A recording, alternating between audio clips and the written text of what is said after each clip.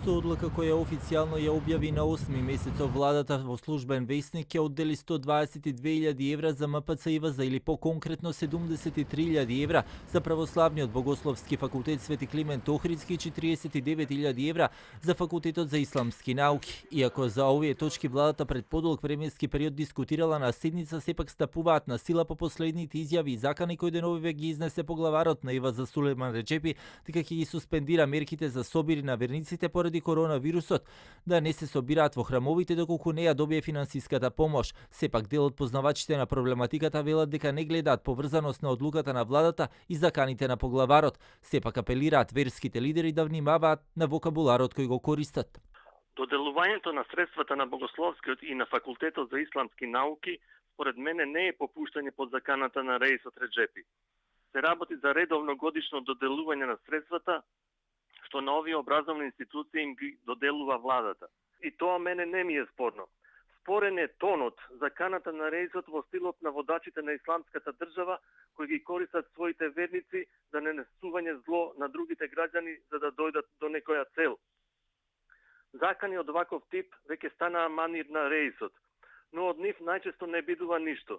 Изјавата на Реизот на ИВЗ Сулејман Реџепи дека ќе ги суспендира мерките за собири на верниците доколку владата не им помогне финансиски, пак денове разбранува јавноста на институциите.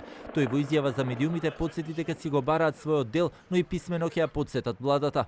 Јас го побарав нашиот дел, владата да биде внимателна што прави. Имаме повратен одговор во кој се вели дека барањето е прифатено и дека испратено на разгледување во секторот за финансии на Министерството за економија. Ќе ги потсетам малку поинаку, со писмо, затоа што не дај Боже, ние да ги суспендираме одлуките, нема сила што ќе може да се бори против епидемијата. Ви гарантирам, тогаш тука ќе стане Бангладеш. Антикорупцијска веќе информира дека ќе продолжат да постапуваат по изјавата која што ја даде Реизот, но исто така и МВР. Дополнителната заменичка министерка за внатрешни работи за ТВ24 пак вчера веќе посочи дека во соработка со јавното обвинителство го следат однесувањето на Реизот, но допрва ќе одлучуваат дали ќе има кривична пријава или не. Оваа изјава на поглаварот на исламската верска заедница, морам да признам дека и граѓаните, меѓутоа и институциите предизвика еден вид на вознемиреност.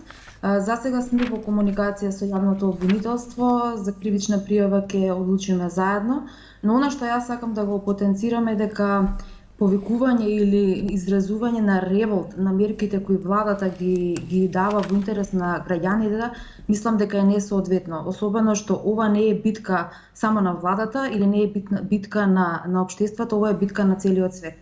Дека владините мерки ќе ги почитуваат, додаваат и од МПЦ, но велат дека полицијата треба да си ја работи својата работа и дека тие не се во улога на полициски службеници за да бркаат верници од храмовите. Инаку, уредбата за финансиска помош на Богословскиот факултет, но и на Факултетот за исламски науки, како точки на дневен ред на владина седница, се најде уште во декември 2018 година.